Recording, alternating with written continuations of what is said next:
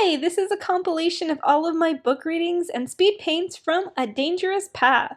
Enjoy! For this one, we're gonna see Little Cloud as a medicine cat apprentice, making his way to the Moonstone. And Cinderpelt is seeing him and she's so happy that he's all healed from his terrible sickness that he was experiencing over in Shadow Clan. And he is so grateful to Cinderpelt for saving his life and teaching him about herbs and inspiring him to become a medicine cat. If you guys are looking for that scene where Cinderpelt helps Little Cloud and Whitethroat, we did that over in Cinderpelt's week of speed paints for day 3 of her week, so I'll link that down below for you to check that out. It's a really cute scene. That was such a great thing for Cinderpelt to do, to nurse those cats back to health, because without Cinderpelt, I don't know what Little Cloud would have done. Poor Whitethroat didn't stand much of a chance anyways, because he got tangled up with Tiger Claw and his gang, but at least Little Cloud made it and becomes a really great medicine cat in Shadow Clan.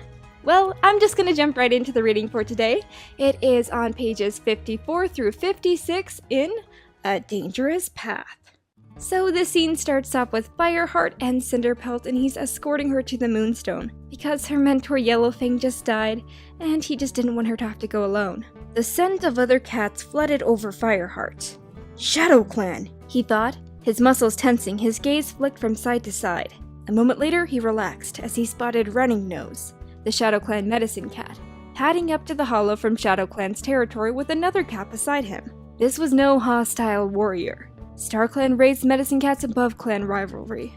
It looks like you won't have to travel alone after all, he meowed to Cinderpelt.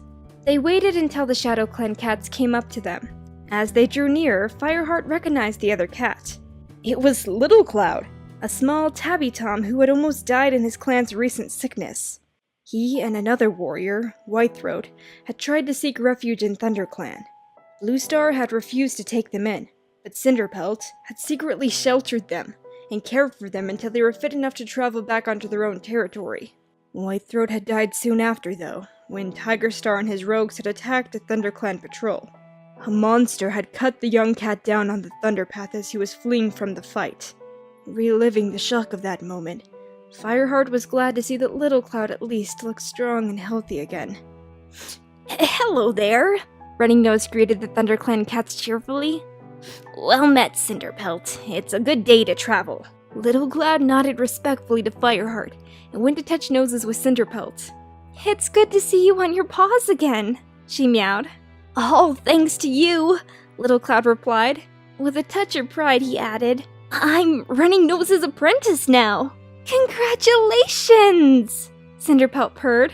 And that's all because of you, too, Little Cloud went on enthusiastically. When we were ill, you knew just what to do, and then you gave us healing herbs to take back to the clan, and they worked! I want to do more stuff like that. He has real talent, Running Nose meowed.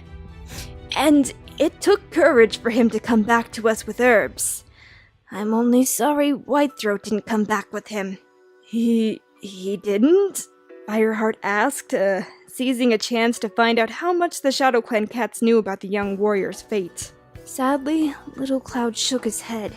He wouldn't come back with me to the camp. He was scared of catching the sickness again, even though we had the healing herbs with us. He blinked as if the memory caused him pain. We found his body beside the Thunderpath a few days later. I'm sorry, Fireheart meowed. He wondered whether to tell him the truth about how Whitethroat had really died, but decided it would be too harmful to reveal that Little Cloud's new leader had been partly responsible for his friend's death. It was clear that Whitethroat must have joined the rogues for a short time, and paid with his life. Cinderpelt pressed her muzzle comfortingly against Little Cloud's flank. Settling down in the warm grass, she beckoned with her tail for the apprentice to sit beside her and began to ask him about his training. Aw, that's so cute. I love that Cinderpelt cares so much about Little Cloud and it's like, that's awesome that you're an apprentice now. And she's really a motivator and inspiration for him becoming a medicine cat. I kind of wonder if Little Cloud has a crush on Cinderpelt. That'd be super cute. I'm not quite sure, but I think there is a ship out there for them. People ship Little Cloud and Cinderpelt. I'm on board for that. Anyways, I hope you guys enjoyed today's speed paint, and be sure to comment down below what you thought of this drawing and what you think of Little Cloud's story of becoming a medicine cat. how his clan was super sick and he went to go get help from ThunderClan and they turned him away, and then Cinderpelt was the only one who helped him and she was the medicine cat, and he learned how to use herbs from her and how to treat his sick clanmates, and he went back to the rescue and helped save some of the cats from Shadow Clan. I think he has a really great story for how he became a medicine cat, and he is an inspiration to others.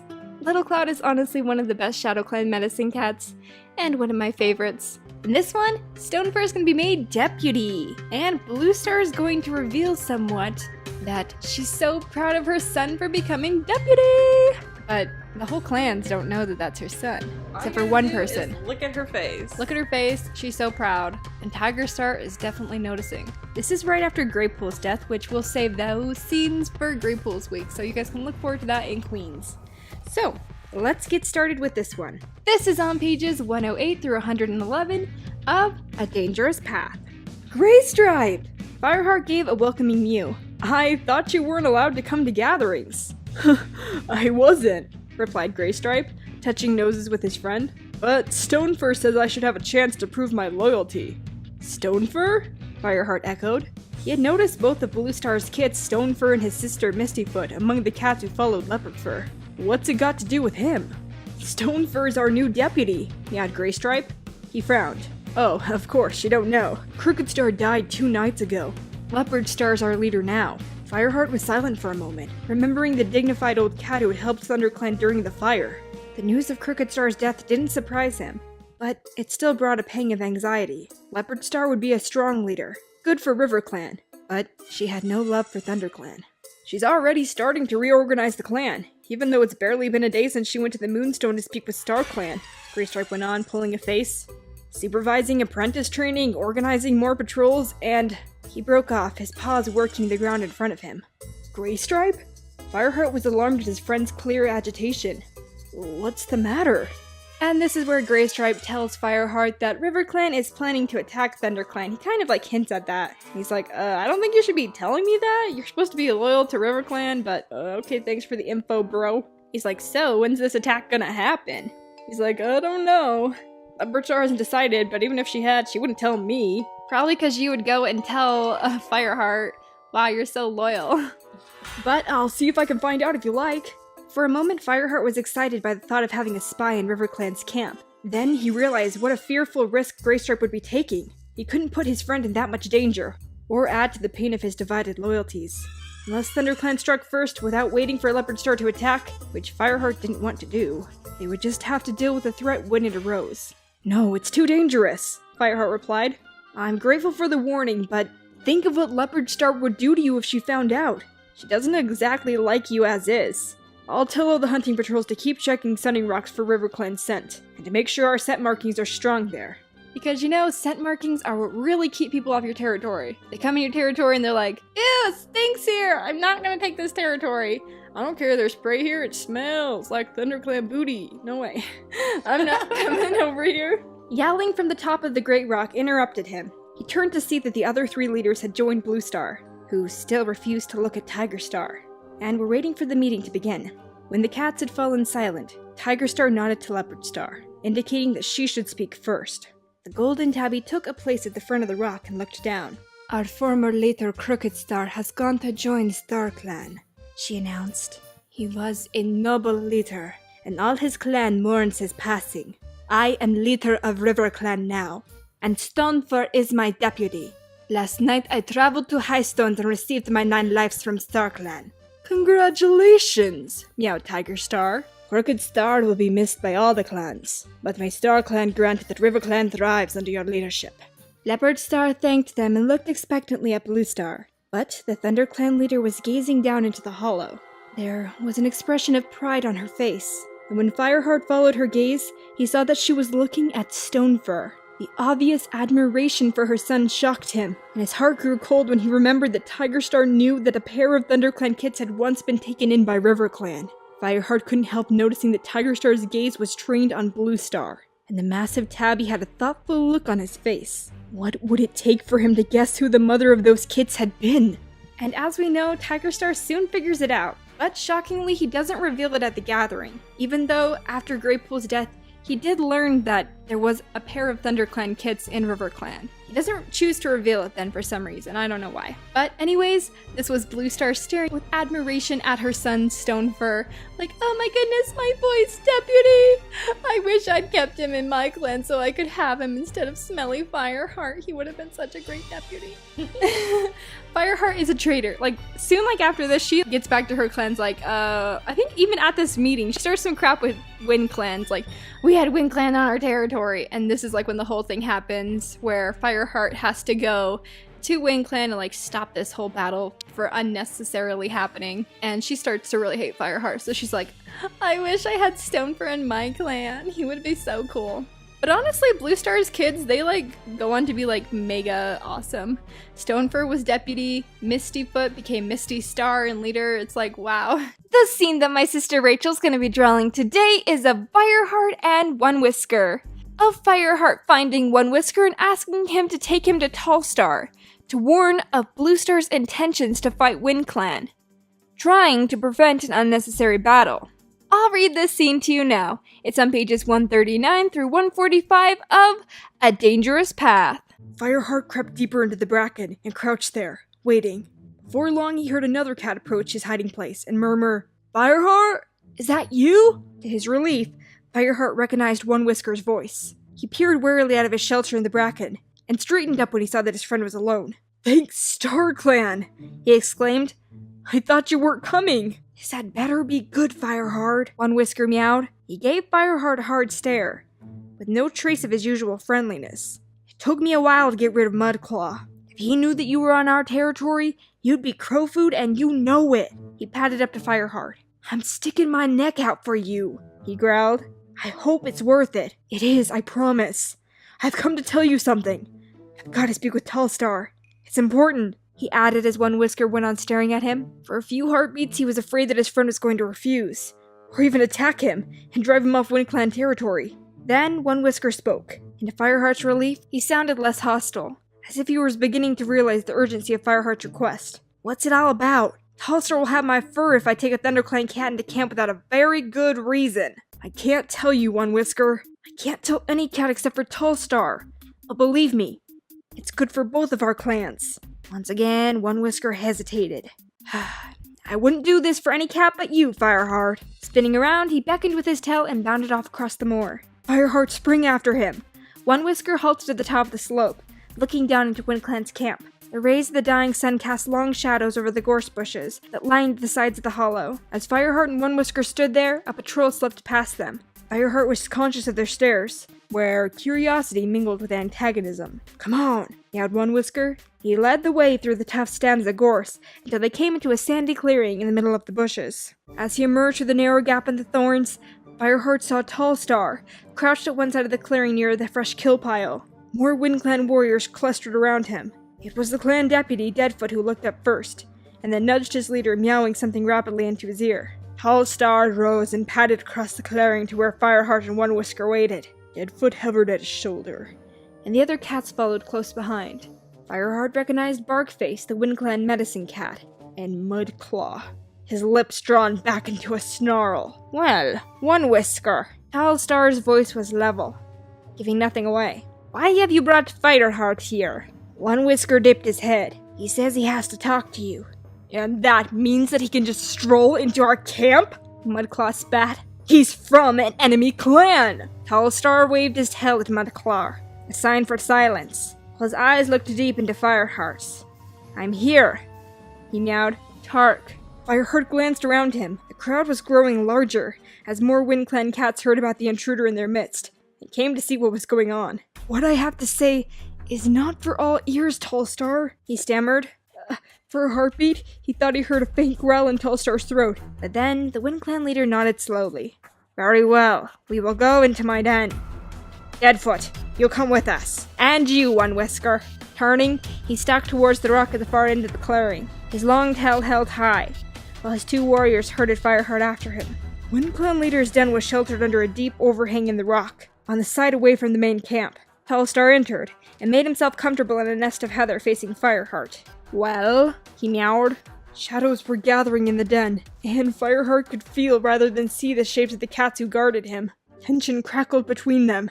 as if they were waiting for the tiniest excuse to attack him. During his journey across the moor, he had thought hard about what he would say, but he still didn't know whether he would manage to convince Tallstar that there was a way to avoid Bluestar's attack. Well, you know that Bluestar is unhappy about the loss of prey, Fireheart began. Instantly, the fur on the WindClan leader's shoulders began to bristle. WindClan did not steal prey from ThunderClan, he snapped. We found scattered remains too, Deadfoot asserted, limping forward and thrusting his muzzle close to Fireheart's. Are you sure ThunderClan hasn't been stealing prey from us? Fireheart forced himself not to flinch. No, he protested. I don't believe any cat has stolen prey. What's happened to it then? One Whisker asked. I think there's a dog living in the forest. We've smelled it, and we found its dung. A dog? One Whisker echoed, his eyes narrowed thoughtfully. What, loose from its 2 legs? I'm certain of it. Fireheart mewed. Could be, meowed Tallstar. Fireheart's relief, the fur on his shoulders was lying flat again. We've certainly sent a dog on our territory recently, but then they're always up here with their 2 legs. Sounding more confident, he went on. Yes, it could be dogs killing the rabbits. I'll see that our patrols keep a lookout. But you didn't come all this way to tell us that, Deadfoot meowed. So, what's on your mind, Fireheart? Fireheart took a deep breath. He didn't want to betray Bluestar by telling Tallstar of her plans to attack, but he wanted to suggest to the WindClan leader that future battle could be avoided if he would just talk to Bluestar about the prey theft. I can't convince Bluestar about the dog, he explained. She feels threatened by WindClan, and sooner or later this will all end in battle, unless we do something. Cats will be injured, killed even, for nothing. Then what do you expect me to do? Tallstar asked testily. She's your leader, Fireheart. This is your problem. Fireheart dared to take a couple steps towards the WindClan leader. I've come to ask you to hold a meeting with Bluestar. If you could discuss these things in private, you might be able to make peace. Bluestar wants a meeting? It was Deadfoot who spoke, sounding disbelieving. Last time that we saw her, she looked as though she was going to claw our throats out. This isn't Bluestar's idea, it's mine, Fireheart confessed. All 3 WindClan cats stared at him. Finally, it was One Whisker who broke the silence. Does that mean that you're going behind your leader's back? But it's for the good of the clans, he insisted. I'd certainly rather talk than fight, the leader meowed. But how are we going to arrange it? How willing to listen will she be if she knows that you have talked to us first, without her knowledge? Not waiting for Fireheart to reply, he went on. Perhaps it would be best if I sent a messenger to ask her to meet me at Fortress. But can you guarantee the safety of a WindClan cat on ThunderClan territory? Fireheart was silent, which was an answer in itself. Tallstar shrugged. I'm sorry, Fireheart, but I won't risk one of my warriors. If Bluestar decides that she's willing to talk, she'll know where to find us. One Whisker, you better take Fireheart back to Fortress. Wait! Fireheart protested. I know what you can do! Tallstar's eyes gleamed in the gathering darkness. What? Do you know the cat Ravenpaw? He's a loner, who lives on the farm at the edge of your territory near Highstones. He sheltered us on the journey to bring you home. Remember? I know him, meowed One Whisker. He's a decent cat, even if he's not a warrior. What about him? Fireheart turned to him eagerly. He could take the message for you, and Bluestar has given him permission to enter ThunderClan territory, as he used to be a ThunderClan cat. Tallstar shifted in his nest of heather. That sounds like it might work. What do you think, Deadfoot? A reluctant rumble of agreement came from the deputy. Then go! Fireheart urged One Whisker, realizing again how quickly time was running out. Go now, and tell him to ask Bluestar to meet Tallstar at dawn, at Fortress. There was barely enough time for One Whisker to find Ravenpaw, and then for Ravenpaw to carry the message all the way to ThunderClan camp before Bluestar would be leaving to launch her attack. Fireheart sent a silent prayer to StarClan that One Whisker would be able to find Ravenpaw easily on the Two Lake farm. One Whisker glanced at his leader, who nodded. At once, the brown tabby warrior turned around and disappeared into the darkness outside the den. Aww, I love that One Whisker was like, I wouldn't do this for anyone but you, Fireheart. So sweet! What a nice friend. That's cool that One Whisker was the one sent to fetch Ravenpaw to deliver the message. It's interesting to find things like this rereading the series, just focusing on a single character, seeing how they personally shape the series based on their actions. It's a really unique perspective on the books, so I hope you guys are enjoying these speed paints because I have fun with it. In this scene, One Whisker could have easily been like, No, Fireheart! What the heck? I can't take you into my camp! That breaks so many rules! But he would just okay! Smiley face. It could have gotten him into serious trouble. Probably more trouble than he would have gotten into for bringing his mate and his own flesh and blood kit into the clan. Don't you think? But no, for Fireheart, it's all cool. I'd love to hear in the comment section down below what you think of One Whisker's willingness to trust Fireheart. I really like their friendship. It reminds me of the times between ThunderClan and WindClan when they were BFFs and nothing could get in between them. I miss those days. ThunderClan and WindClan are always best when they're friends. Don't you think? The scene that my sister Rachel's going to be drawing today is of Bluestar in the depth of her insanity, with her chewing out Fireheart for avoiding an unnecessary battle with WindClan. I'll read this scene to you now. It's on page 167 through 169 of A Dangerous Path. Fireheart. Her voice was quiet. Fireheart would have been less afraid if she'd yelled at him.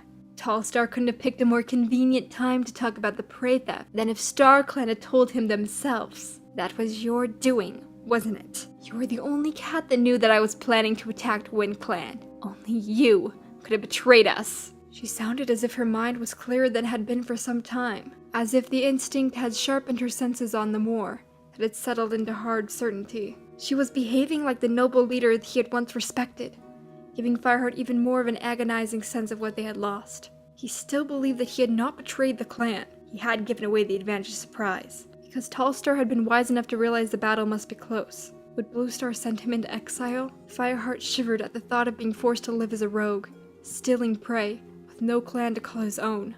He came to stand in front of Bluestar, and he dipped his head.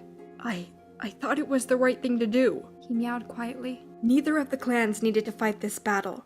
I trusted you, Fireheart, Bluestar rasped. You out of all my warriors. Fireheart forced himself to meet her flinty gaze. I did it for the good of the clan, Bluestar. And I didn't tell him about the attack. I only asked him to try making peace. I thought... Silence! Bluestar hissed, lashing her tail. And that is no excuse. Why should I care if the whole clan has been slaughtered? Why should I care what happens to traitors? A wild light was growing in her eyes again, and Fireheart realized the moment of clarity had gone. If only I'd kept my kids, she whimpered. Mistyfoot and Stonefur are noble cats, far nobler than any of this ragtag bunch in ThunderClan. My children would have never betrayed me. Bluestar? Fireheart tried to interrupt, but she ignored him. I gave them up to become deputy, and now StarClan is punishing me. Oh, StarClan are clever, Fireheart.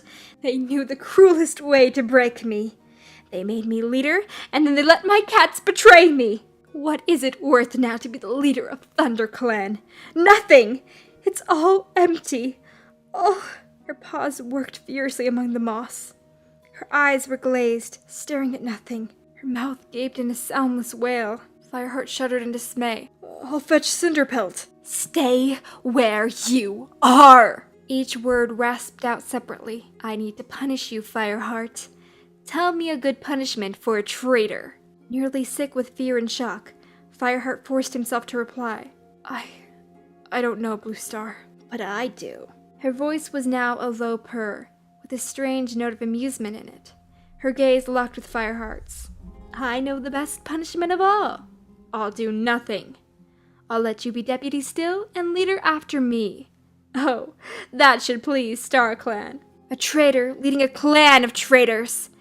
May they give you joy of it, Fireheart. Now get out of my sight! This scene is so heartbreaking, because Bluestar's muddled mind is losing faith in the one cat she thought she could trust, when Fireheart was only trying to act with the clan's best interest in mind, to avoid battle and unnecessary bloodshed. I'd love to hear in the comment section down below what you think about this scene. It was so frustrating to me as the reader to see Bluestar upset at Fireheart for making the right decision. It's kind of strange because in this book, Bluestar is more of the antagonist, causing more problems and being more of a roadblocker than a help with the problems arising in this book. The scene that my sister Rachel's going to be drawing today is a bittersweet one, of Bluestar being reunited with her two grown kits, Stonefur and Mistyfoot. The bitter of the sweet is that they do not know that she is their mother, and they're going to attack her, until Fireheart spills the tea. Yeah, She's your mom. What? I'll read the scene to you now. It's on pages 188 through 191 of A Dangerous Path. The River Clan cats had advanced until they were almost touching her, their fur bristling, their teeth bared in a snarl. Call yourself a leader. Why won't you fight? He drew back a paw to bring it breaking down Blue Star's shoulder. At the same instant, Fireheart launched himself down the rock face. He landed hard on the gully, practically on top of Stonefur, forcing him away from Blue Star. On the clan leader's other side, Mistyfoot let out a screech of defiance and unsheathed her claws. Stop! Fireheart yelled. You can't harm Blue Star. She's your mother. The River Clan warriors froze, their blue eyes wide with shock. What do you mean? Stonefur rasped. Greypool was our mother. No, listen. Fireheart bundled Blue Star against the rock face and stood in front of her. He could still hear the yells and spitting of the battle on the other side of the rock, but suddenly it had nothing to do with the confrontation in the gully.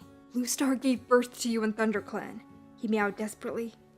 But she couldn't keep you. Your father, Oakheart, brought you to RiverClan. I don't believe you!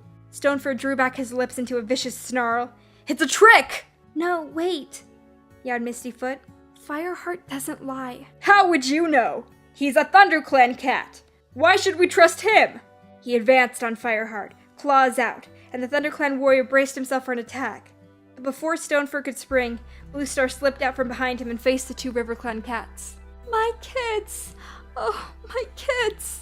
Blue Star's voice was warm, and when she turned her head, Firestar could see that her eyes were blazing with admiration. You're such fine warriors now.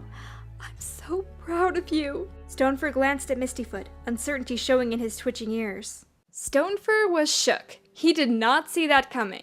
He doesn't even know Fireheart that well. But Mistyfoot, who has had many encounters with Fireheart, knows that he's telling the truth. Blue Star is their mother. They're part ThunderClan. Blue Star's worry-worn brain is just happy to be in the presence of her kids, and she warmly greets them. It makes me wonder how things would have been different if she'd never given them up, and they'd grown up as ThunderClan warriors. I'd love to hear in the comment section down below what you think would have been different in the story. Would Blue Star have gone crazy with her kids by her side? Or was being away from them the very thing that tore her apart? The scene that my sister Rachel's going to be drawing today is of Leopard Star confronting Greystripe, telling him to choose, fight Fireheart or get the heck out of my clan! I'll read this scene to you now. It's on pages 191 through 192 of A Dangerous Path. Fireheart! Watch out!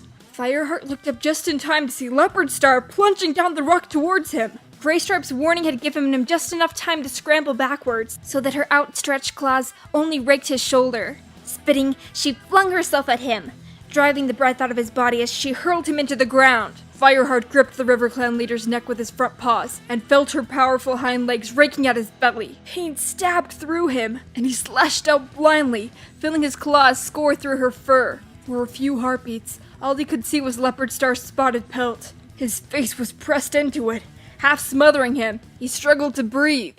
Is he calling her fat? Suddenly, Leopard Star jerked her head back, and Fireheart lost hold of her neck. Her stifling weight was lifted off him. Scrambling to his paws, he backed up against the rock, ready for her to spring at him again. His head whirled with exhaustion, and he could feel blood pulsing out of the wound on his leg. Suddenly, he wasn't sure that this was a battle that he could win. The RiverClan leader crouched on the ground in front of him, breathing hard, bleeding from her neck and side. To Fireheart's astonishment, Greystripe stood over her, pinning her down with his front paws. I had him! Leopard Star panted, almost incoherent with fury. I heard you just now! You warned him! Greystripe released his leader so that she could stagger to her paws again. I'm sorry, Leopard Star, but Fireheart's my friend! Leopard Star shook blood drops from her golden tabby fur and glared at the Grey Warrior. I was right about you all along, she hissed. You were never loyal to RiverClan. All right, you've got a choice. Attack your friend for me now, or leave my clan for good. Greystripe stared at her in dismay. Fireheart's breath caught in his chest. Was Leopard Star going to force him to fight his former clanmate? Didn't know that he had the strength to beat a cat who was still relatively fresh. And much more than that, how could he lift a claw against his best friend? Well, snarled Leopard Star, what are you waiting for? Greystripe glanced at Fireheart, his amber eyes filled with anguish. Then he bowed his head. I'm sorry, Leopard Star. I can't do it. Punish me if you want. Punish you? Leopard Star's face was contorted in fury. I'll claw your eyes out. I'll set you loose in the forest for the foxes to track you down. Traitor! If I were Leopard Star, I would be so mad. She had her doubts about trusting Graystripe. She didn't think that he was entirely loyal to RiverClan. And guess what? He wasn't. So, yeah, she exiles him from RiverClan. And back to ThunderClan he goes. In today's speed paint, I wanted to show kind of the turning point of Swiftpaw's apprenticeship into possibly becoming a warrior. There was this very important battle that happened that shaped his future based on what happened in this battle.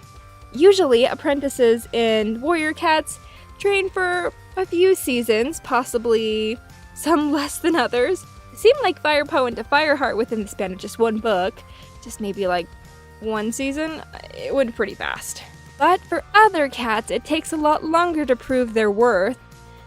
And for poor Swiftpaw, he became an apprentice in Fire and Ice, the second book of the Warrior Cat series, and he is not even considered to be made into a warrior until Dangerous Path, the fifth Warrior Cat book. So he trained for at least 4 books, much longer than most apprentices.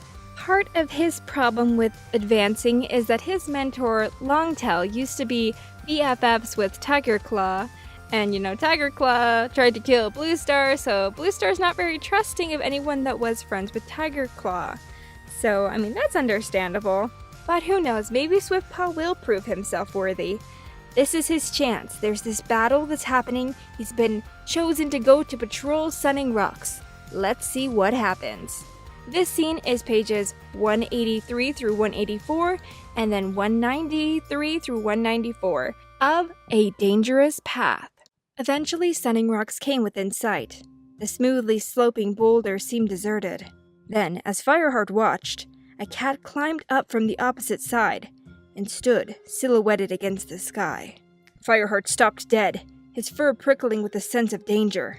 Though he could not make out the color of her fur, there was no mistaking that aggressive stance, the arrogant tilt of her head, her long, winding tail. It was Leopard Star. A couple of other cats had joined Leopard Star as the ThunderClan patrol drew closer. Fireheart recognized Stonefur, the RiverClan deputy, and the warrior Blackclaw. "Blue Star!" he hissed. "What are RiverClan doing on Sunning Rocks?" But Fireheart felt his heart sink with dread when he saw the way Blue Star was looking at the RiverClan deputy, not the challenging glare of a leader faced with enemy cats on her territory, but the admiring gaze of a queen who has seen her beloved kit become a noble warrior. Blue Star padded forward until she reached the base of the rock where Leopard Star waited. Fireheart followed. "What do they think they're doing?" Cloudpaw muttered behind him. "Sunning Rocks is ours!" Fireheart shot him a warning glance to keep silent, and the apprentice dropped back beside Swiftpaw and Longtail, while Fireheart went to stand at Blue Star's shoulder. "Good day, Blue Star," Leopard Star meowed, her voice confident. "I've been waiting since moonset to see ThunderClan cats, but I never hoped that one of them would be you." There was an edge of mockery in her tone, and Fireheart winced that the head of his clan could be scorned so openly by the other leaders. "What are you doing here?" Blue Star asked. "Sunning Rocks belongs to ThunderClan." Her voice was low and unchallenging, as if she did not really believe what she was saying, or that she didn't care. "Sunning Rocks has always belonged to RiverClan," Leopard Star retorted, "even though we allowed ThunderClan to hunt here for a while. But ThunderClan stands in our debt after the help we gave you at the time of the fire. Today we claim that debt, Blue Star. We are taking Sunning Rocks back." Fireheart's fur bristled with fury. If Leopard Star thought she could stroll into Sunning Rocks without a fight, she was mistaken. Whipping around, he hissed, "Swiftpaw, you're the fastest! Run back to camp and fetch reinforcements!" "But I want to fight!" Swiftpaw protested. "Then get back here fast!" The apprentice dashed off into the trees. Leopard Star tracked him with narrowed eyes. And Fireheart knew she realized why he had gone. It was essential to hold off the battle as long as possible. Oh man, so Fireheart is sending Swiftpaw away from the battle. the one apprentice who really needs to prove himself to the leader and say, "I'm ready to be a warrior! Look how good I can fight!" But instead, he's asked to run away and get help. A total apprentice task, not fair. Well, I guess it's kind of in the name for Swiftpaw. His name's Swiftpaw, he must be fast, right? It's pretty obvious why he didn't ask Cloudpaw. That kid's been stuffing his face with two-leg food for the last few books, I mean. He's too fluffy to run. He just doesn't have that aerodynamic thing going for him. I do think Swiftpaw should get a little bit of credit for how fast he was in getting these cats back. In less than 10 pages, he's got a full team of cats ready to fight back here. See, look how many cats he got back, and just in time. A chorus of yelling drowned out her threats. Fireheart looked up, almost despairing at the thought of more enemies to fight. He could hardly believe what he saw. A wave of ThunderClan cats streaming over the rock and down into the gully. He spotted Mousefur, Darkstripe, Sandstorm, and Dustpelt, and Swiftpaw leading the other apprentices. His message had gotten through, and help had come at last. Leopardstar took one look and fled. The ThunderClan warriors gave chase at once with ferocious yowls. It's too bad that lots of other characters are overshadowing in this scene so that Swiftpaw doesn't get noticed for what a fast boy he was. Even Fireheart doesn't take time to say, "Thank you, Swiftpaw, for running back so fast." He does say to his apprentice Cloudpaw, "Well done. You fought like a warrior. So did all of you," he added, raising his voice, glancing around, hoping to make up for their leader's indifference. "Bluestar and I are proud of you." "Thanks StarClan we managed to beat RiverClan off," mewed Brackenfur. "No, thank us," Cloudpaw put in. "We did all the fighting. I didn't notice any StarClan warriors on our side." Bluestar turned her head at that and fixed an intent gaze on the white apprentice. Her eyes narrowed. Fireheart expected her to rebuke him, but her expression showed interest rather than anger. She gave a little nod, but said nothing. Interesting. That's kind of an ironic comment coming later in The Last Hope when there literally is StarClan warriors fighting by their side, but once a series goes on for long enough, everything becomes ironic, I'm pretty sure. That is all the reading for this speed paint, so let me know down below, do you think that was enough for Swiftpaw to earn his warrior name? If so, and you think Bluestar is going to give him his warrior name, what do you think it's gonna be? Alright everybody, so today is the day Swiftpaw is going to be made into a warrior. Fireheart is going in and he's gonna ask Bluestar about it. He's even got some name suggestions that you guys helped out with on the comments of the last speed paint. Maybe Swiftclaw, Swift Runner, Swiftfoot, Swift Spring? I don't know, something to match his epic speed. And as you remember, he was an essential part in ending the last battle before it got too far, in bringing back lots of reinforcements from ThunderClan. Let's see if Bluestar actually cares about that. I'm going to be reading to you guys now from A Dangerous Path, pages 204 through 213. Let's get started. Fireheart. Bluestar's voice was dull. What do you want? Just reporting, Bluestar. Fireheart slipped into her den and stood in front of his leader. All of the cats are back. There was no serious injuries, as far as I can see. Good. Sounding a little more interested, she added, Your apprentice fought well today. Yes, he did. Fireheart felt a rush of pride in his kin. Whatever problems there had been with Cloudpaw in the past, no one could question his courage. I think it's time he became a warrior, Bluestar went on. We'll hold his naming ceremony at sunset. Hope flared in Fireheart's chest.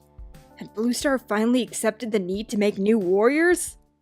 But his optimism ebbed away like water into sand when Bluestar's lips curled into a sneer, and she added, There must be a ceremony, I suppose. It means nothing to me. But these cats are so gullible they'll never accept Cloudpaw without one. And how much meaning does this ceremony have for Cloudpaw? Fireheart asked himself. Does he really care about the warrior code? If not, he reflected, then did the young cat deserve to become a warrior, no matter how hard he fought? Bluestar had made up her mind, and Fireheart wouldn't try to change it. Instead, he suggested, Swiftpaw should be a warrior too. He did well today. Swiftpaw carried a message back to the camp. That's apprentice's work. He's not ready to become a warrior yet. But he came back to the battle, Fireheart objected. No! Bluestar's tail lashed in anger. I cannot trust Swiftpaw. Cloudpaw is stronger and braver.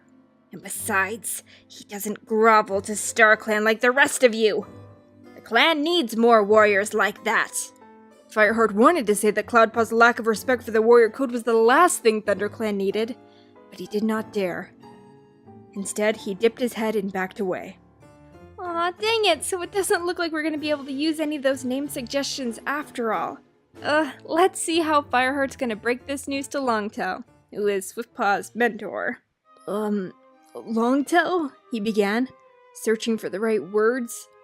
No, I'm sorry. I've got some bad news. Bluestar has agreed to make Cloudpaw a warrior, but not Swiftpaw. That's what you're going to say, isn't it? I'm sorry, Longtail, he meowed. I tried to persuade Bluestar, but she wouldn't agree. So you say, the Pale Warrior sneered. But it's strange that your apprentice is chosen and mine ignored. Swiftpaw never went off to live with 2 legs. I'm not going into all of that again. Bluestar said that she's making Cloudpaw a warrior because he fought well. Well, Swiftpaw took a message? Longtail's tabby fur bristled with fury. And who made him take it? He would have stayed to fight if you hadn't sent him away. I know that, Fireheart meowed warily. I'm just as disappointed as you are. I'll do my best to get Swiftpaw made a warrior soon, I promise. If I believed that, I'd believe anything. Longtail spat. He turned his back on Fireheart, scraped angrily at the ground as if he was covering his dirt, and stalked back to the apprentices. Skipping forward a bit in the story, Bluestar has just jumped up on the high rock and is announcing that Cloudpaw is going to be made a warrior.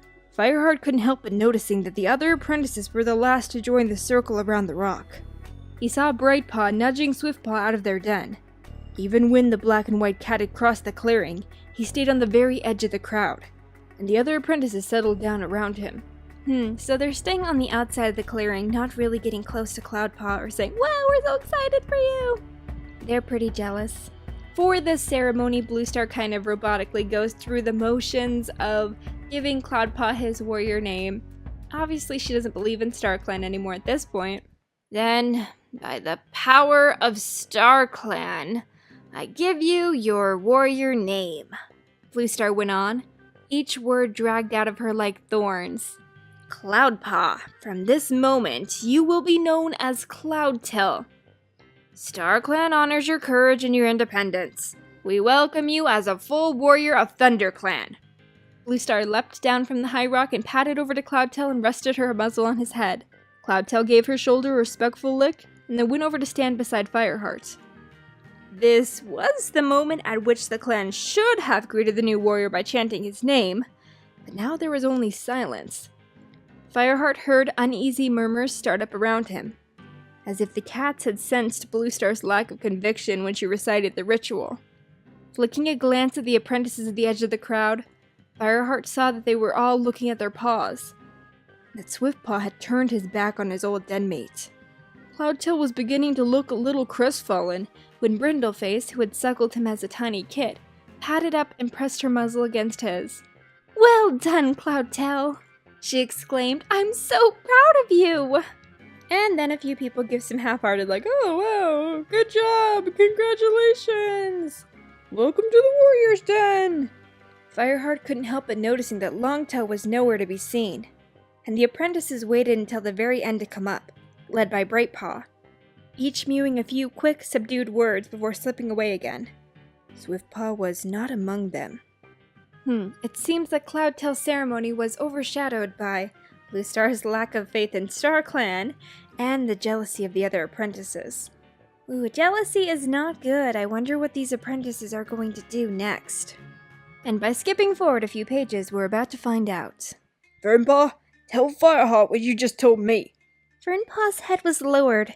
She scuffled in the dust with her front paws. Her hesitation gave Fireheart time to wonder what was troubling her, and why she'd chosen to confide in Dustpelt instead of her mentor Darkstripe. The second question was answered as Dustpelt bent his head and gave her ear a couple of licks. Fireheart had never seen the prickly young warrior be so gentle. It's okay, Dustpelt mewed. There's nothing to be scared of. Fireheart won't be angry with you. The glare he gave Fireheart, unseen by Fernpaw, said, He'd better not. Oh boy, I think this is our first hint that Dustpelt likes Fernpaw. And he's like, you better not be mean to my girl. Come on, Fernpaw. Fireheart tried to sound encouraging. Tell me what's the matter. Fernpaw's green eyes flicked towards him and away again. It's Swiftpaw, she mewed. She hesitated, this time with a glance at Cloudtail, and then went on. He was really angry that Bluestar wouldn't make him into a warrior. Last night, he got all of us apprentices together in the den. He said that we would never be warriors unless we did something so brave that Bluestar couldn't go on ignoring us anymore. She paused again, and Dustpelt murmured, Go on. He said that we ought to go out and find what has been killing the prey in the forest, mewed Fernpaw, her voice shaking. He said you didn't seem bothered about finding our enemy. He wanted us to go to Snake Rocks because that's where most of the scraps of prey have been found. Swiftpaw thought that we might pick up the trail. What a mouse-brained idea! Cloudtail burst out. And what did the rest of the apprentices think about this? Fireheart asked, shooting a warning glance at Cloudtail, trying to ignore the cold lump of apprehension that was gathering in his belly. We didn't know. We want to be warriors, but we all knew that we shouldn't do something like that without orders, and without at least one warrior with us. In the end, only Swiftpaw and Brightpaw went. Did you see them go while you were on vigil? Fireheart demanded, turning to Cloudtail. Beginning to look worried, Cloudtail shook his head. Swiftpaw said Cloudtail wouldn't notice a two-legged monster roaring through the camp, Fernpaw mumbled. He and Brightheart snuck out through the ferns behind the Elder's Den. When was this? Fireheart demanded. I'm not sure. Before dawn? Fernpaw's voice rose as if she was about to start wailing like a tiny kid. I didn't know what to do! I knew it was wrong, but I didn't want to give them away! I've only been feeling worse and worse, and so when I saw Dustpelt, I went to tell him. We'll have to go after them, Fireheart decided. I'm coming, Cloudtail meowed instantly, startling Fireheart by the blaze in his blue eyes. Brightpaw's out there. If anything hurts her, I'll shred it. A few weeks ago, I asked for Swiftpaw fanfictions. I received so many awesome submissions, and I read them all. They were great, but as time is limited, I only have time to read one for today, and so I chose my favorite, Eclipse Hearts. So we're going to be reading their fanfiction right now. Twilight filtered through the forest leaves, bringing about the end of another day. Below the creaking branches, under a thick ceiling of oak trees, sheltered among a thicket of bracken leaves behind a large, deep brown oak stump, Swiftpaw lay. He was stretched out on his belly, hind legs kicked outwards behind him like a fatigued animal. He rested his head heavily against his left leg and had his right leg outstretched with a sheathed paw, lazily batting a mossy ball that the kits had formerly been playing with earlier that day. The defeated Tom was aware that his friend Brightpaw had been quietly calling him from only a few tail lengths away, tucked neatly in her patch of feathers and dried grass deeper into the fern patch. Swiftpaw! Swiftpaw! Each call of his name made him smack the moss ball a little harder. Brightpaw sighed softly, raising her head a little higher as she called to him. Swiftpaw, please! I know you're upset with Bluestar. She was cut off by the one silent cat who whipped around to finally face her. Upset? I'm not upset! I'm angry! Swiftpaw spat, his tail lashing with frustration. If it wasn't for me, RiverClan would have taken back Sunning Rocks. He could see that Brightpaw was agreeing silently with him by the way that she gazed at him, and replied with a quiet, I know. There was a brief silence in the apprentice's den as Brightpaw awkwardly groomed her chest fur. She was about to settle for the night, and Swiftpaw gave her an apologetic purr for snapping at her, ready to nestle down beside her before being cut off by the voices of 3 young cats. ThunderClan's other apprentices pushed their way through the hanging bracken, making quiet conversation with one another. All 3 cats hushing at the sight of Swiftpaw and Brightpaw. Swiftpaw? Brightpaw? Shouldn't you 2 be in the warrior's den by now? Thornpaw was the first to speak, a small crackle of smugness in his voice. Brightpaw shot her brother a stale glance, as if to tell him to keep his muzzle shut. Swiftpaw let a growl of annoyance escape his throat, narrowing his eyes towards the Tom with a disapproving sniff. I'll be maiden warrior by next nightfall. Just you watch. And how do you think that will happen? Ashpaw spoke up next to him, with a hint of amusement in his dreary voice, pushing lazily past Swiftpaw to flop down on his nest of feathers, sending a few dusty particles into the air with the force of his body slumping onto the ground with a thud. It's not like you impressed Blue Star, the gray Tom continued, his blue stare half open to look over at the patchy white and black cat, clearly enjoying the tense atmosphere as he attempted to upset Swiftpaw. Fernpaw followed her brother to sit next to him, and pushed a paw against his muzzle to keep it closed, knowing that his words were irritating Swiftpaw further. Don't listen to these two, Swiftpaw. You did great! She attempted to reassure him, but all the Tom could do was turn his head to stare out into the open clearing, where his clan leader and the deputy stood sharing tongues, his eyes meeting Blue Star's for a moment. We should have been made warriors, not Cloudpaw, he muttered almost to himself. He knew that Cloudtail had received his warrior name, but he refused to acknowledge it, continuing to use his apprentice name. He watched as the blue she-cat stalked away from Fireheart, her tail twitching irritably, clearly frustrated. Swiftpaw perked up his ears as Fireheart approached, only to catch up to Sandstorm's flank, exchanging worried words with her. Whatever is living at Snake Rocks, it's killing all of our prey. Fireheart's voice was quiet as they wandered past the bracken patch, their conversation fizzling out as they padded further away. Swiftpaw remained silent for a while longer, processing this information. His ears twitched at the sudden revelation, eyes widening. His fur began to prickle. We have to be brave. His voice was quiet, but he rose to his paws. What? Questioned, swiping a paw over his ear to clear off any remaining sand from the sandy hollow during training earlier during Sun High. If we're brave enough, Blue Star will have to make us warriors by next nightfall. I have a plan. Swiftpaw made sure that all of the apprentices were listening, proudly raising his tail into the air. Something is killing all the prey in ThunderClan territory. If we find out what's killing the prey and drive it out, we'll be made warriors. We'll leave the camp right now and go to Snake Rocks. Fireheart says that the creature lives there. And risk being scolded by Blue Star and our mentors for sneaking out of camp? Thornpaw spat, sitting stiffly upright with a confused glare. I get that you're angry, Swiftpaw. I am too. We're a lot older than Cloudtail, but if we sneak out and try to solve a problem that not even our senior warriors can tackle, we'll be forced to pick fleas from the Elder's pelts for moons. Suit yourself. Swiftpaw muttered as he looked down his nose at the golden brown tabby Tom and turned his attention towards Fernpaw and Ashpaw. How about you two? You coming? The two siblings shared a bewildered gaze before looking back at the white and black Tom.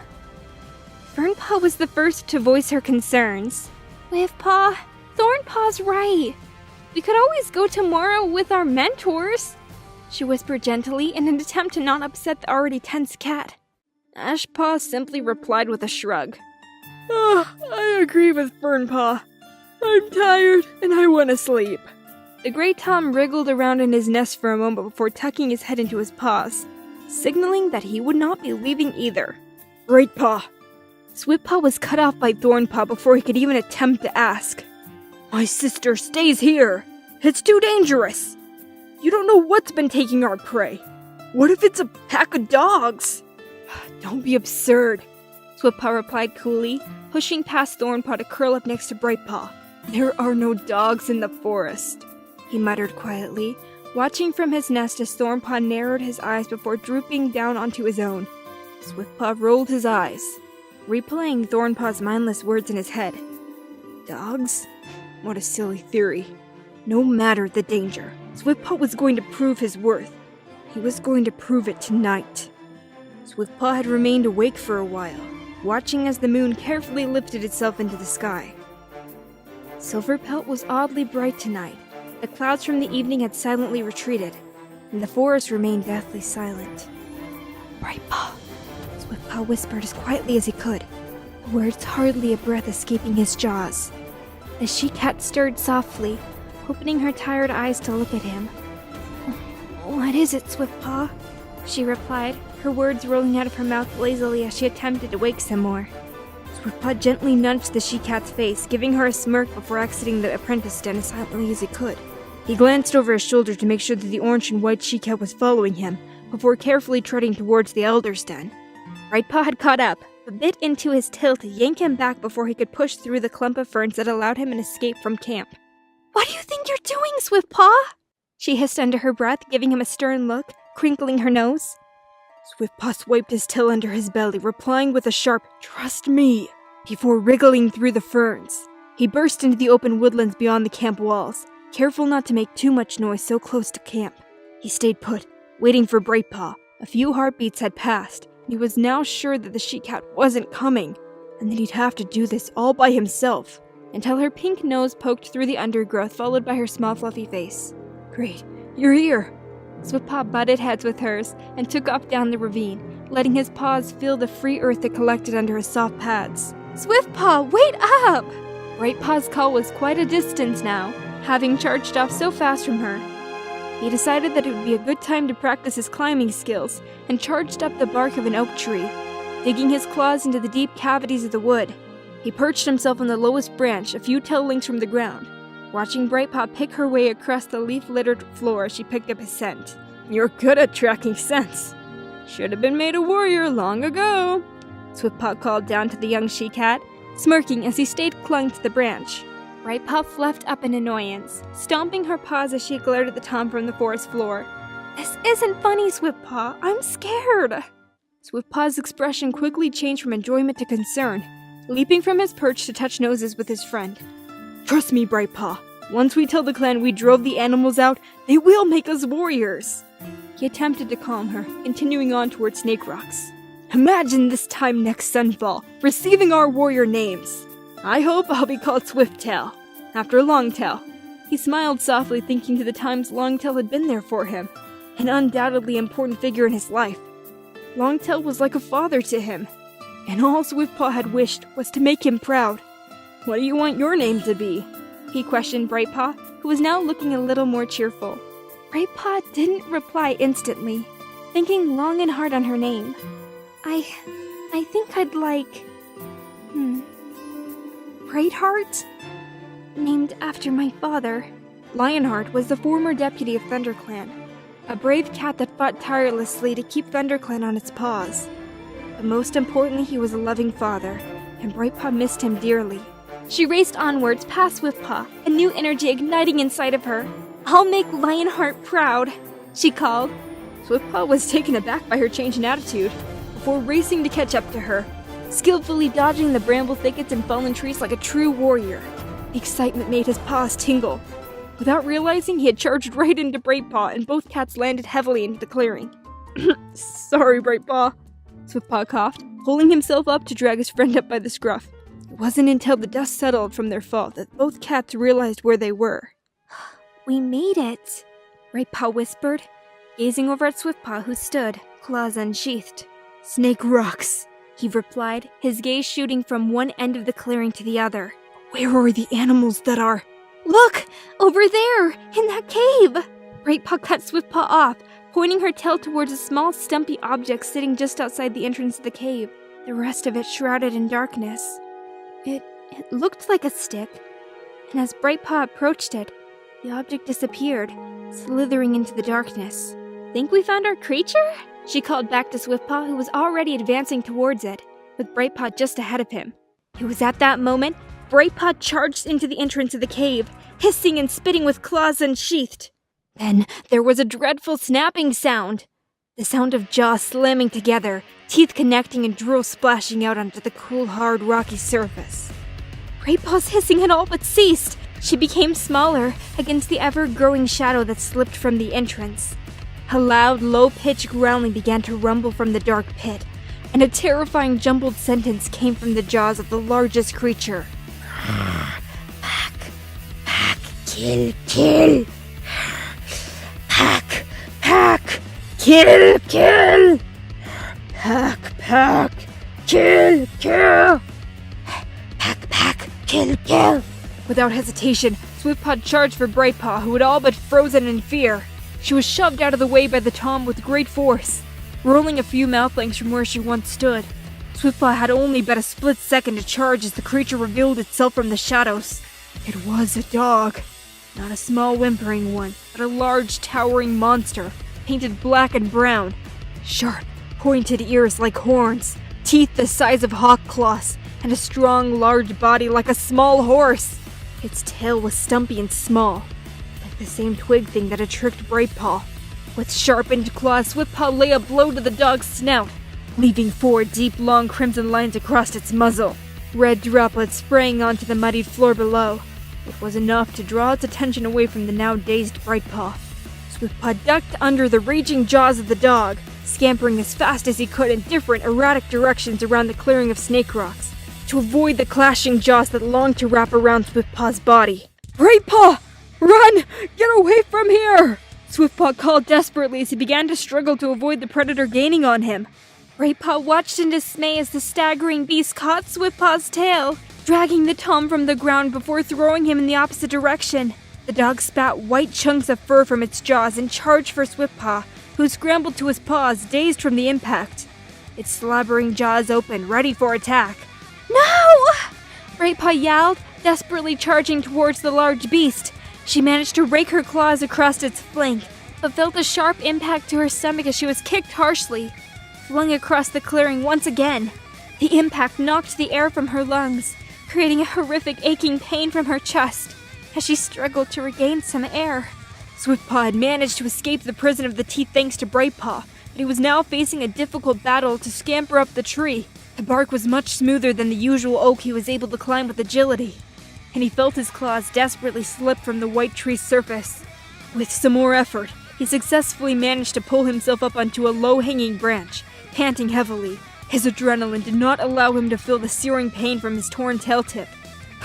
Watching numbly as the dog below attempted to reach the branch he had escaped onto, he then remembered. Brightpaw, where is she?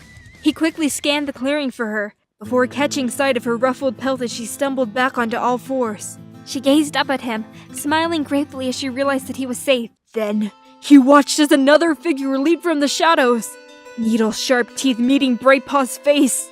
The world and the noises around the Tom drowned it out, and all he could see was the smiling face of his best friend leaving his vision. Swiftpaw let out a terrified screech. Ah! Leaping from the branch down onto the largest dog's back, propelling himself forward with his claws, using the dog's bucking reaction from the pain of his claws to gain some speed as he reached Brightpaw. Her body was flung horribly, side to side, her blood washing the rocky terrain from each flick. She did not make a single noise. Her body fell limp as she allowed herself to be shaken harshly.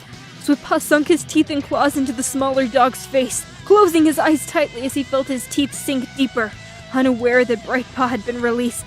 Her body flung far across the clearing into a thicket of bracken. Swiftpaw felt his entire left side turn numb, and his world felt as if it were spinning. The cat opened his eyes, met the other 2 beasts as they fought to shake his little body. Having already torn him from the smallest dog that had viciously mauled Brightpaw, his claws flailed, desperately slicing through flesh. He wasn't even aware whether or not he was carving his claws through his own body or the now 4 or 5 dogs that took pleasure in using him as a plaything. Swiftpaw could only fight! Fight like the warrior he was meant to be! Fight like a warrior of Lion Clan, roaring in defiance and never surrendering, not even when he could feel the many teeth sink into his flesh. All he could do was battle, and no cat was there to watch him prove his worth. The noise of the barking, the snarling, and the ripping feeling of pain all washed away into nothingness. Swiftpaw slowly opened his glazed amber eyes, ears flicking as he could just make out the wailing and calling of his name. Dazed and confused, Swiftpaw staggered onto his paws, hearing his voice being called clearly now. Was it Longtail? Had his mentor come to find him? Although he couldn't remember what had happened during the battle against the dogs. They weren't here now. Had he sent them fleeing across the hills? Longtail? Longtail, I'm here! He called, unable to feel air leave his chest as he yelled. And even as he attempted to move, to dash over to Longtail, not a movement was made. He felt stiff. For a moment he questioned why he could not feel his injuries. There was no pain, and the sunshine that now warmed across the clearing didn't feel warm. Nothing felt like anything. Brightpaw! Swiftpaw was taken aback at the sickening screech of Cloudtail, who charged past him. He watched the white Tom skid to a halt beyond the now trampled bracken, where his friend lay motionless. Brightpaw? He whispered, shock washing over him as he finally caught a good look at her beautiful face. Blood pooled around where her head lay, and one half of her face was too red and torn to make out the extent of the damage. But her chest rose and fell in quick, shallow breaths. Oh, she's alive, Swiftpaw sighed in relief. And then he turned his head back around, yelping in shock as he came face to face with Fireheart. A grim, grief-stricken look on his face. Fireheart? Swiftpaw whispered. The Tom didn't reply to his calls, yet whispered a dreadful sentence that shook Swiftpaw to his every core. Great Star Clan, what did this to him? Fireheart whispered. Swiftpaw choked a cry. I'm here! I'm alive! He was then caught off by the faces of Graystripe and Sandstorm, glaring down at his paws with grief. Swiftpaw took a shaky breath and looked down at his paws. He saw himself. Legs splayed out, black and white fur torn in awkward rough clumps, and some parts of his skin exposed where the fur had been completely stripped off. His body was left with dreadful wounds, still oozing with cold blood with a sheer of severity on them. His jaws still open in a snarl, and his eyes still glared with the fire of battle. He was dead. I can't be! He choked softly, closing his eyes tightly, trying his best to escape the fresh memories of last nightfall. Then he paused, nose twitching as he picked up a new, warm scent. A starry whisper came from all around him, beckoning him towards Silverpelt. He could just about make out the many millions of soft, welcoming eyes above. Come, Swiftpaw, it's time! And with that call, Swiftpaw let out one last calming sigh. He got to his paws and gently allowed his spirit to follow the starry path into the skies above. Oh my goodness, that was an incredible fan fiction. Thank you so much for writing that, Eclipse Heart. I hope you guys all enjoyed this reading, and be sure to comment down below your thoughts on this fanfiction. So for today's speed paint, Rachel decided to draw an iconic scene from Book 5 of the first series, Dangerous Path, that is often shown through a different viewpoint. The puddle scene with then Lost Face, now Brightheart, when she gets a first real look at her new appearance since the dog attack. I'm going to be reading out a Dangerous Path right now, starting with page 260, going through page 263. In this part, Fireheart goes with Cloudtail to introduce Brightheart to Princess. Kind of like a, hey mom, meet my girlfriend, for Cloudtail, except Princess gets scared of Brightheart's appearance and says the wrong thing. You'll see. Okay, I'll start. Princess! Fireheart! It's so good to see you! How are you? I'm fine. I've brought you some visitors. Look! There's Cloudpaw! But who are the others? That big gray Tom is my friend Graystripe. You don't need to worry. He's much gentler than he looks. And the other cat is called Lost Face. Lost Face? What a horrible name! Why did they call her that? You'll see. She's been badly hurt, so be kind to her. Cloudpaw, it's been ages since I've seen you. You're looking wonderful. And haven't you grown? You've got to call me Cloudtail now. I'm a warrior. A warrior already? Cloudtail, I'm so proud of you. We can't stay long. Princess, have you heard anything about a dog loose in the forest? A dog? No, I don't know anything about that. I think it might have been what the two legs were looking for that day Sandstorm and I met you in the tall pines. I don't think you should come into the forest alone anymore. Not for the time being anyways. It's too dangerous. Then you're in danger all the time. Oh, Fireheart. There's nothing for you to worry about. Just stay in your garden. The dog won't bother you there. But I worry about you, Fireheart and Cloudtail. You haven't got a nest to... Oh! Princess had just caught sight of Lost Face's damaged side and could not restrain a squeak of horror. Lost Face heard her and crouched closer to the ground, uneasiness showing in her bristled fur. Come and meet Lost Face. Cloudtail mewed, giving his mother a hard stare. Nervously, Princess took a few paces that brought her to where Graystripe and Lostface waited. Oh my goodness! Whatever happened to you? Lostface went out to tackle the dog. She was very brave. And it did that to you? Oh, you poor thing! The same thing could happen to any of you! Fireheart gritted his teeth. His sister was saying all the wrong things, and Lostface was gazing at her with deep sadness in her remaining eye. It's time we were going. Cloudtail just wanted to give you his news. You'd better get back into your garden. Yes, I will. You'll come and see me again, Fireheart? As soon as I can. Alone. Well then, goodbye! And then, Princess vanishes back into her garden.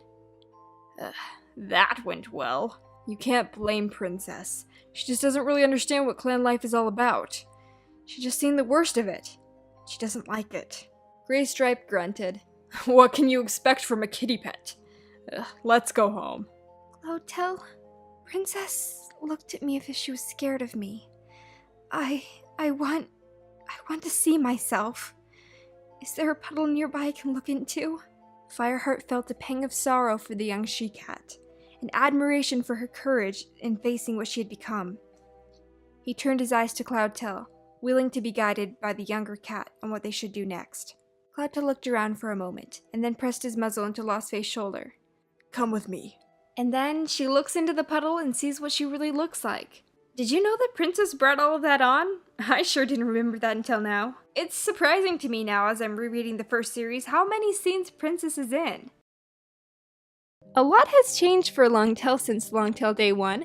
His friend Tigerclaw was exiled from the clans, and Longtail stood up to him and said, "No, I don't want to join you.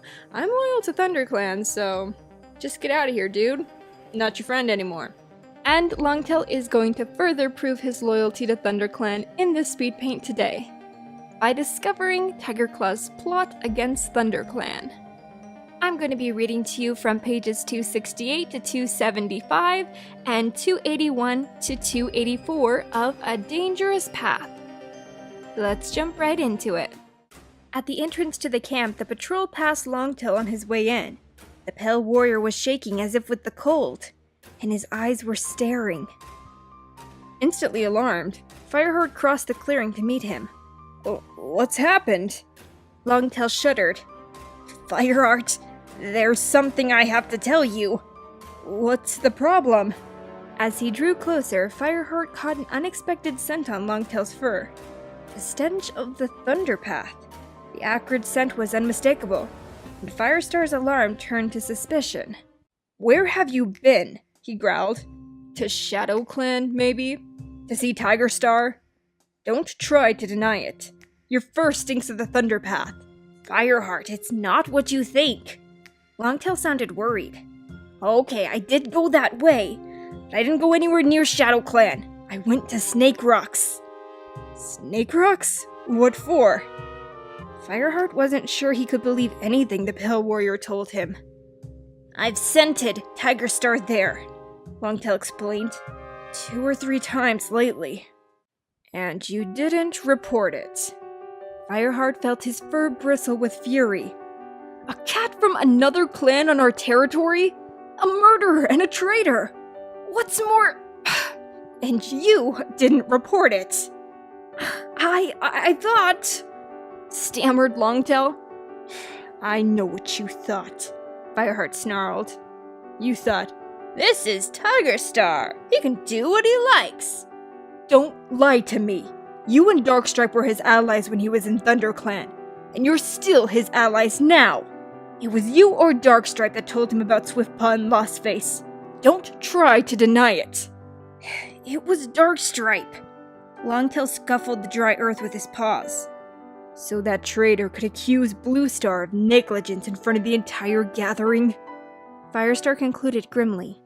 So you could help him steal a couple of apprentices from this clan? That's it, isn't it? You're plotting with Tigerstar to steal his kits. No, you've got it wrong, meowed Longtail. I don't know anything about that. Darkstripe and Tigerstar often meet together on the border by the Thunder Path, but they don't tell me what it's about. He glared resentfully. Anyways, this isn't about the kits at all. I went to Snake Rocks to find out what Tiger Star was doing there. And I found something that you need to see. Fireheart stared at him. You want me to come with you to Snake Rocks, where you admit you've scented Tiger Star? Do you think I'm mad? But Fireheart! Silence! Firestar hissed. You and Darkstripe were always Tiger Star's allies. Why should I trust what you say now? He turned and stalked away. He was convinced that Longtail and Darkstripe were setting a trap for him, just as Tiger Star had once set a trap for Bluestar beside the Thunder Path. If he was mouse-brained enough to go with Longtail to Snake Rocks, he might never come back. So then in this next part, Fireheart runs over to Cinderpelt's like, Longtail's trying to kill me! And she's like, yeah, you sound a little paranoid. Longtail's pretty loyal to the clan. He already turned down Tiger Star's offer to follow him into the darkness. He even offered him cookies, but he said no. So I think we should trust him.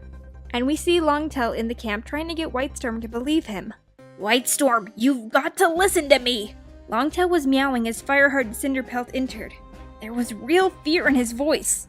Fireheart thinks I'm a traitor, and he won't have anything to do with me! Well, it seems like you've been meeting Tiger Star and telling him our news, Whitestorm pointed out reasonably. Not me, Darkstripe! Whitestorm shrugged, as if he wasn't interested in arguing. Alright, go on.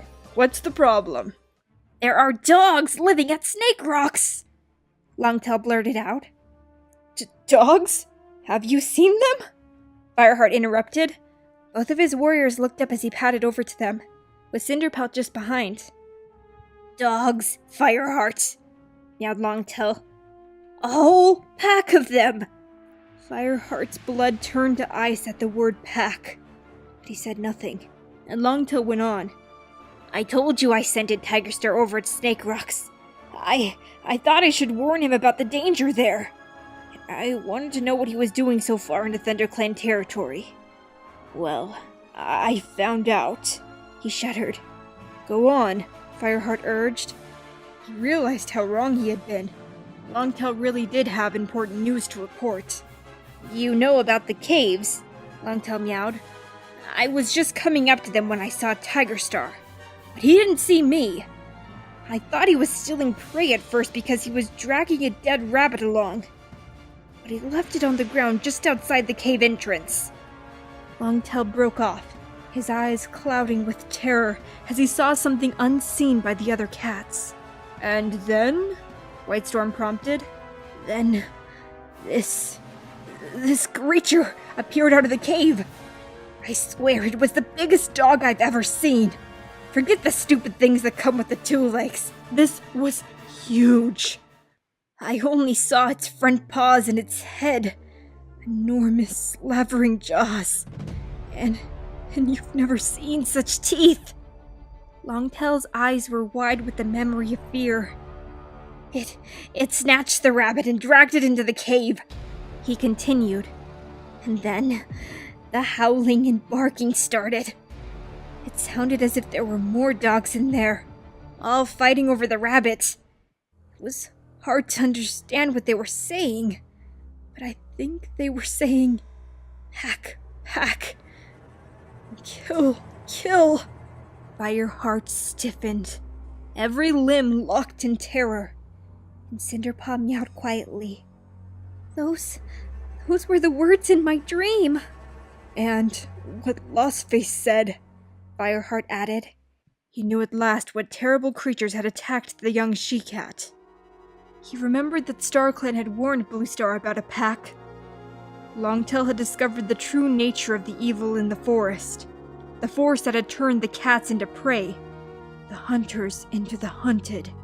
Not a single dog separated from its two legs, but a whole pack of savage creatures. Fireheart could not imagine where they had come from, but he knew that StarClan would never have unleashed such destruction and risked the balance of life in the whole forest. And you say Tiger Star fed these dogs? He questioned Longtail. What does he think he's doing? I don't know, the Pill Warrior admitted. When he dropped the rabbit, he jumped on top of the rock. I don't think the first dog saw him. Then he went away. You didn't speak to him? No, Fireheart, I didn't. He never knew I was there. I'll swear by anything you like. By StarClan, by the life of Blue Star. I don't know what Tiger Star is doing. His fear convinced Fireheart. He'd been expecting an attempt by Tiger Star to steal the kits. But this was something far more complicated. How could he have ever imagined that the Shadow Clan leader would give up his grudge against ThunderClan? He realized that he should have been more afraid of Tiger Star all along. Somehow, he was linked to the dark force in the forest. Yet Fireheart did not know what Tiger Star wanted with these dogs, or what advantage he could gain by feeding them. What do you think? He asked Whitestorm. I think we need to investigate, Yeah, the oldest warrior grimly. and I'm just wondering how much Darkstripe knows about all of this. So am I, agreed Fireheart, but I'm not going to ask him. If he is in league with Tiger Star, he won't tell us anything useful. Rounding on Longtail, he added, "Don't you dare say a word to Darkstripe about this. Stay away from him." I will, Fireheart, the pale warrior stammered. We still need to know why Tiger Star is taking such an enormous risk feeding the fresh kill to these dogs, Whitestorm went on. If you want to lead a patrol up to Snake Rocks, I'll come with you. So I'm going to be skipping ahead a few pages here. They decide to go out the next morning to investigate. So Firestar is picking the cats to go on patrol with him, and he goes to wake Longtail. The pale warrior shivered as he crawled out of his nest, but his eyes were determined. "I'll show you that you can trust me," he promised quietly. Fireheart nodded, still half ashamed that he hadn't listened to Longtail the night before. The clan needs you, Longtail, He meowed. "Far more than Tiger Star and Darkstripe need you. Believe me." Longtail brightened at that and followed Fireheart with the other warriors down to the nettle patch. Aw, that's really sweet. I'm glad that Fireheart is open to trusting Longtail, because I think that if at the moment, these very tender moments of Longtail making his shift over from these people that were his friends for a long time, he must feel loyalty to them, but to decide that his clan is more important. And for Fireheart to say that he is important to ThunderClan is an important reminder, because if Fireheart was holding old grudges like, "Oh, you were the cat who beat up on me when I first came to the clan," and "Oh, you're the one who always called me a kitty pet," if he kept those grudges and didn't learn to forgive, then Longtail would be like, "Well, no one trusts me here, so I might as well go with the bad guy." But I'm just happy that it doesn't have to be that way, because Fireheart is willing to forgive him and see that, yeah, maybe that was the past, but Longtail is starting to change. He wants to do better. Fireheart then gathers the patrol and they leave ThunderClan's camp. All was quiet until they drew close to Snake Rocks. Fireheart was just considering the best way to approach the caves when Graystripe meowed. What's that? He plunged into the clump of dead bracken. A moment later, Fireheart heard his voice, strained and hoarse. Come and look at this. Fireheart followed the sound and found Graystripe crouched over a dead rabbit. Its throat had been torn out, and its fur was stiff with dried blood. "The pack has been killing again," Longtail meowed grimly. "Then why didn't they eat the prey?" asked Sandstorm, coming up to sniff at the limp gray-brown body. She sniffed again. "Fireheart, there's Shadow Clan scent here." Fireheart opened his jaws and drew in the forest breeze over the glands of the roof of his mouth. Sandstorm was right. The scent was faint but unmistakable. Tiger Star killed this rabbit, he murmured. and then left it here. What for, I wonder? He remembered how Longtail had reported seeing Tiger Star feeding the pack with a rabbit. The reek of rabbit had followed them all the way from the ThunderClan camp. Backing away from the prey, he summoned Cloudtail with a flick of his tail. "Go back along the way we came," he instructed. "You're looking for dead rabbits. If you find any, check for other scents. And then come and tell me. Whitestorm, you go with him." He watched the two warriors retreat, and then turned to Graystripe. "Stay here and guard this. Sandstorm, Longtail, come with me." Even more cautiously now, pausing to taste the air every few steps, Fireheart drew closer to Snake Rocks. It wasn't long before they discovered another dead rabbit, lying exposed on a rock, the same betraying scent of Tiger Star lingering around it. By this time, they were in the sight of the mouth of the cave. Fireheart could just make out the shape of yet another rabbit laying at the edge of the open space in front of it. There was no sign of the pack. "Where are the dogs?" he muttered. In that cave, replied Longtail. That's where I saw Tiger Star leave the rabbit yesterday. When they come out, they'll see the rabbit over there. And then they'll scent this one. Fireheart was thinking aloud. And then there's the one Graystripe found. Understanding hit him like a rock, and he could scarcely breathe for fear. I know what Whitestorm and Cloudtail will find. Tiger Star has laid a trail straight back to the camp. Dun dun dun! So Longtail has uncovered Tiger Star's true plan to lead the dogs straight back to ThunderClan's camp. Is there time for them to break up the trail of the rabbits? Oh, I don't know. You guys are going to have to check out the rest of this book on your own to find out. But we can thank Longtail for at least alerting them to this plan. Maybe he bought them some time. The scene that my sister Rachel's going to be drawing today is of Tiger Star feeding rabbits to his dog friends, laying out a trail to ThunderClan's camp. I'll read this scene to you now. It's on pages 282 through 286 of A Dangerous Path. The warriors advanced warily in a single file line, with Fireheart in the lead and Whitestorm keeping watch at the rear. After what they had learned from Longtail, Fireheart felt even more strongly that the familiar forest had become full of danger. His fur prickled with the expectation of an attack. It was all quiet until they drew close to Snake Rocks. Fireheart was just considering the best way to approach the caves when Graystripe mewed. "What's that?" He plunged into a clump of dead brackens. A moment later, Fireheart heard his voice, strained and hoarse. "Come here and look at this." Fireheart followed the sound and found Graystripe crouched over a dead rabbit. Its throat had been torn out, and its fur was stiff with dried blood. The pack have been killing again, Longtail mewed grimly. Then why didn't they eat the prey? Asked Sandstorm, coming up to sniff at the limp, pink body. She sniffed again. Fireheart? There's ShadowClan scent here. Fireheart opened his jaws and drew in the forest breeze over the glands in the roof of his mouth. Sandstorm was right. The scent was faint, but unmistakable. Tiger Star killed this rabbit, he murmured, and then left it here. For what, I wonder? He then remembered how Longtail had reported seeing Tiger Star feeding the pack with a rabbit. The reek of rabbit had followed them all the way from ThunderClan camp. Backing away from the prey, he summoned Cloudtail with a flick of his tail. "Go back along the way we came," he instructed. "You're looking for dead rabbits. If you find any, check for other scents, and then come tell me. Whitestorm, you go with him." He watched the two warriors retreat, and then turned to Graystripe. "Stay here and guard this. Sandstorm, Longtail, come with me." Even more cautiously now, pausing to taste the air every few steps, Fireheart drew closer to Snake Rocks. It wasn't long until they found another dead rabbit, laying exposed on a rock, with the same betraying scent of Tiger Star lingering around it. By this time, they were in the sight of the mouth of the cave. Fireheart could just make out the shape of another rabbit laying at the edge of the open space in front of it. There was no sign of the pack. "Where are the dogs?" he muttered. In that cave, replied Longtail. That's where I saw Tiger Star leave the rabbit yesterday. Wait.